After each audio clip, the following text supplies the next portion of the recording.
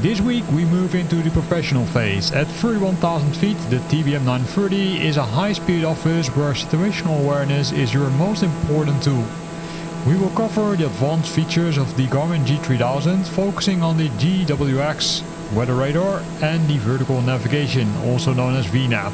Let's get started.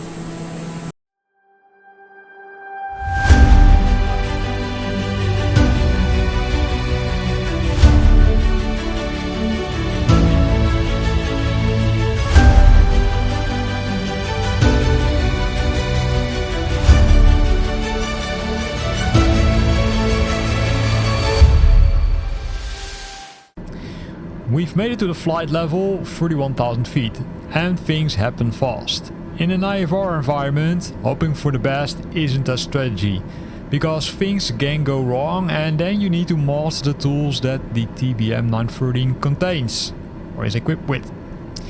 We're diving into the GWX 70 weather radar, learning to amend or flight plan mid-air for HC diversions, and most importantly we will set up VNAV so the airplane knows exactly when and how to start its descent. By the end of the video you won't just be flying the plane, you'll be managing it like a pro. So let's move to that part, right? Let's move to those radar settings and radar screens.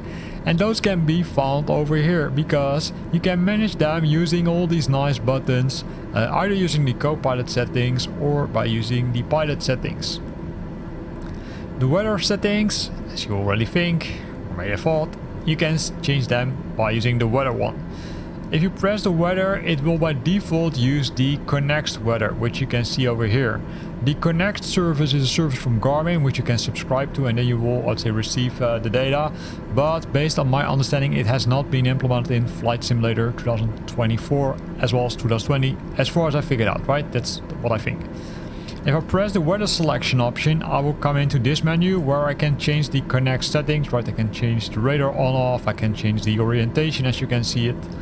Let me hide the yoke. And I can define the coverage, but when pressing this one you will see that nothing happens, right? Or everything is grayed out, not sure why. If we go back one level, we can also change it to the weather radar, but the weather radar by default is off. If you try to turn it on when you're on the ground, it also warns you that you shouldn't do it because there might be some things, so please don't do that. Follow these instructions. If we press the weather radar again, we can switch it to on. If we switch it to on, you can see it now moves into standby mode, which gives us already some more indications, right? We can see the range, 5, 10, 15, 20 nautical miles. We can see the tilt, the bearing and the calibrated gain. Now if you switch on the radar, like this, you can see the weather. Of course, this is the distance, right? So green means light, I would say rain, yellow means, I would say, a little bit more and also a little bit heavier weather, and red simply are those areas which you likely want to avoid. In our case we're lucky, only some green areas, so nothing to worry about. Now there's some more options, and that's also what I want to show you.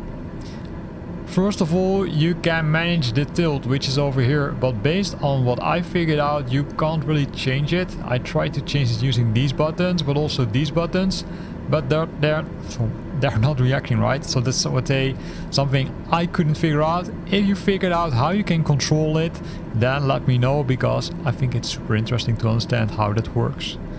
But you can change the scan, because the scan is by default horizontal, but you can also change it to vertical.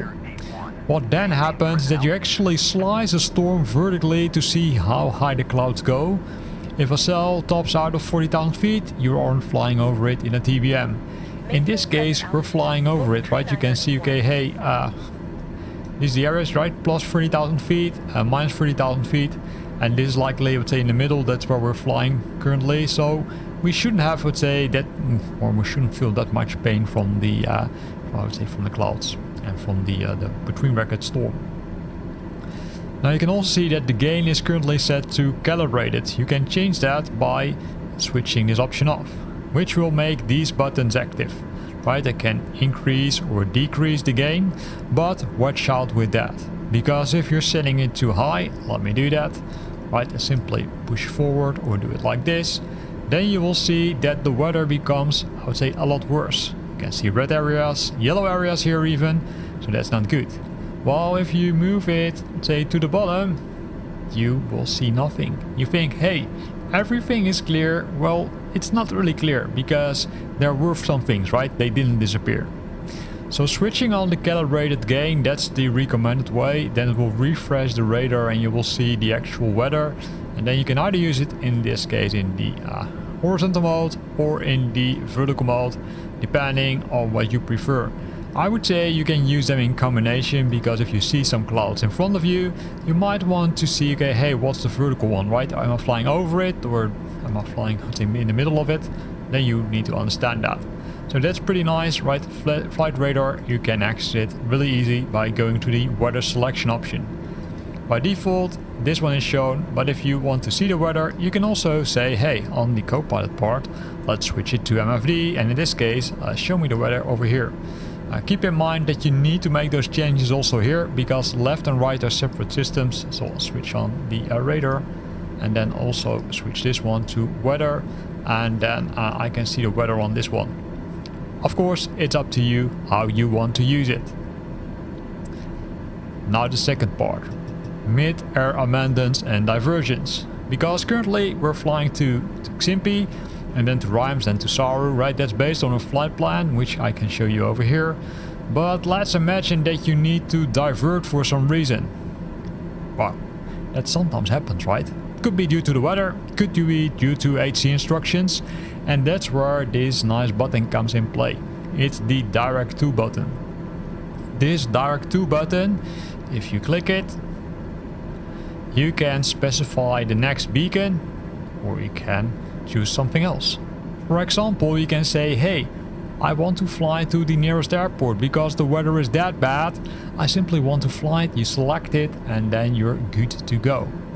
Now there's also another way to do it, and that's if I hit the current say beacon where we're flying from. You can also use the insert after option, or use the Direct To option to make adjustments to your flight plan, right? Simply hitting them and then it will change. You can say, hey, insert after, that will insert something after your current waypoint. So that's good to know. And we discussed some of these pieces already in week number 2, where we discussed the flight planning in full detail. So currently we're still flying. Everybody's happy, but we need to, I would say, fly a bit longer, because if we zoom out a bit using this nice button, or the other way around, we can see that we still need to fly, I would say, a nice piece to, in this case, Alicante. That's where we're flying to in this flight. So let's see how we can use the VNAV mode, although it's a little bit early. The VNAV mode, also you will find it in the flight plan. In the flight plan you will get the VNAV option. You can see it's currently enabled. That's, by the way, the default value, and you can see it has picked up the flight level as well as the active VNAV waypoint. That could sometimes, I would say, take a while, right? It says active VNAV waypoint. It's VLC, which then is this beacon. Oh, is this one.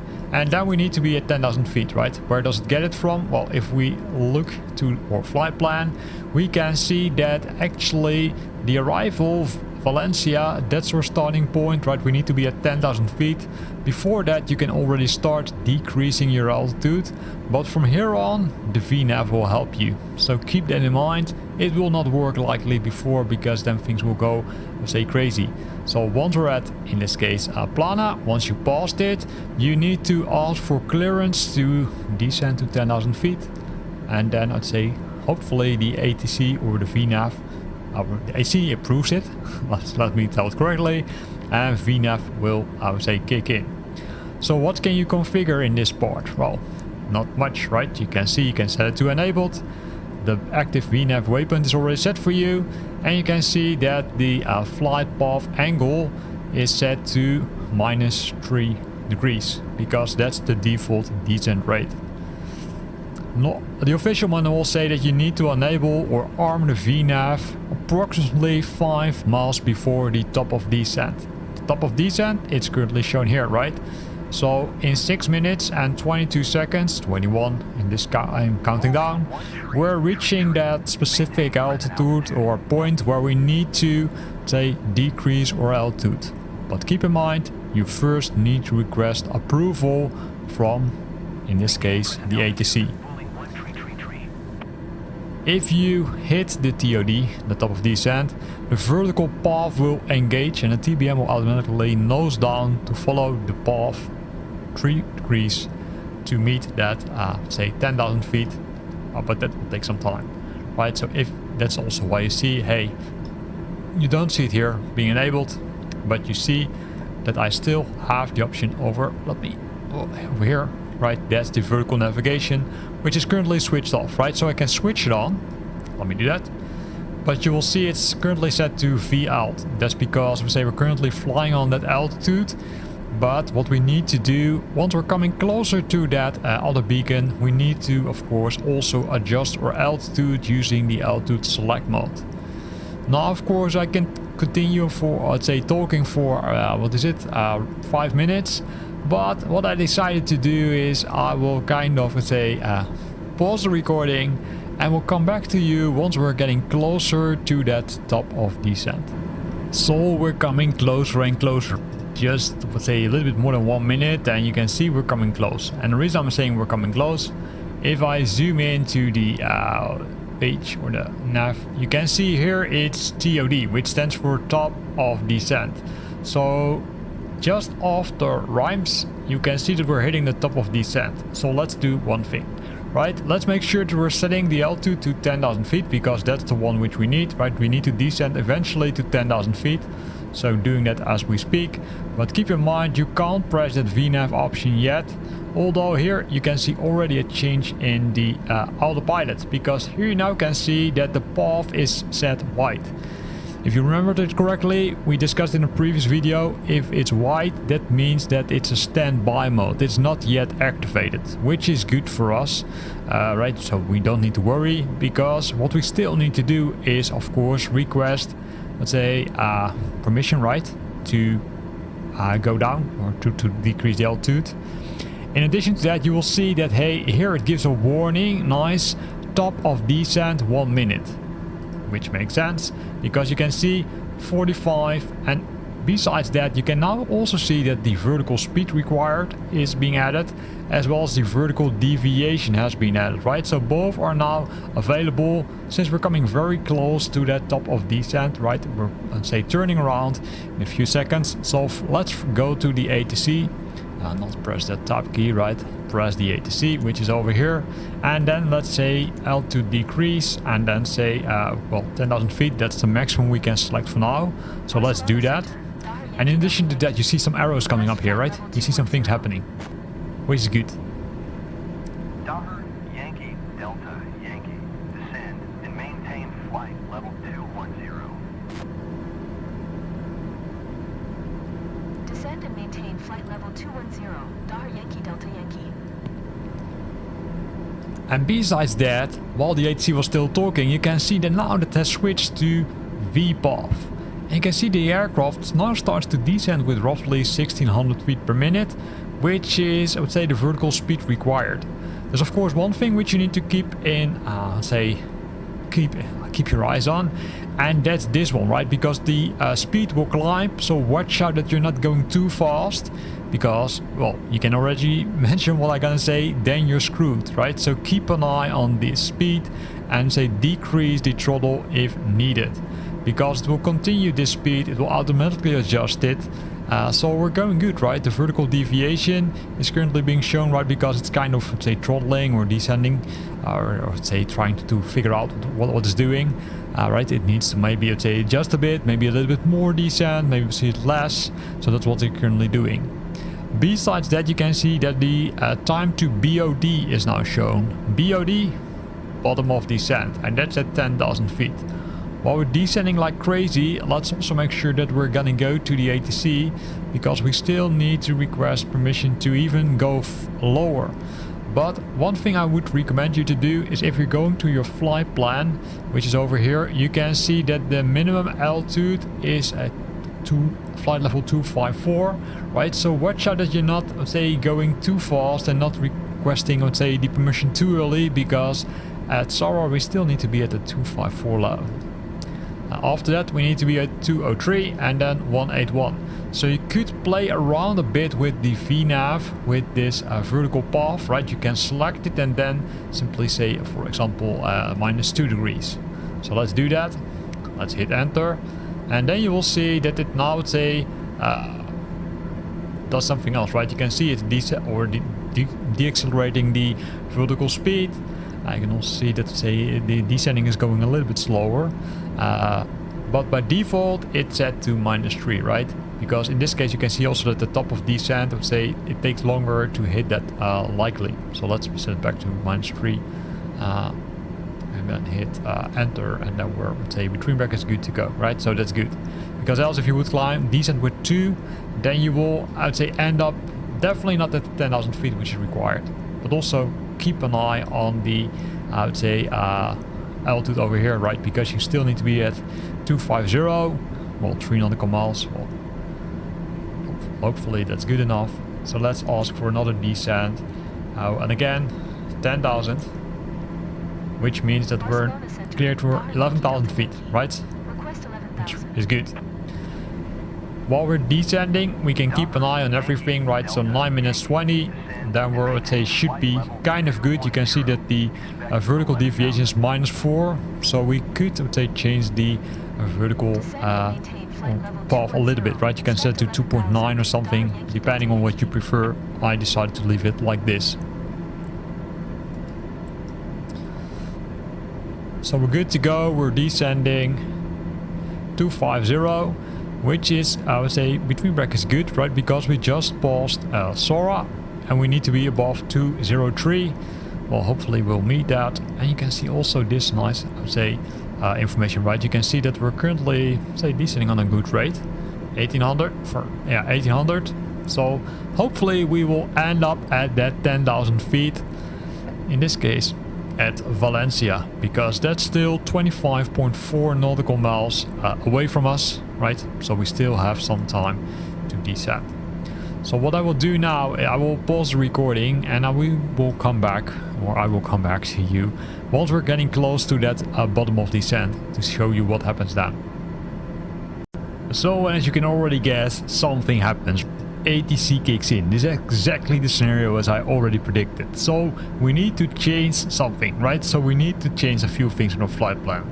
First thing, we need to change the procedure, right? We need to change it to CLS-2L, which I just did, because the airport hasn't changed and runway is okay. Besides that, we have been assigned an ILS, right? An ILS approach, ILS Z for runway 10. So you click this one, set the ILS approach to ILS Z10.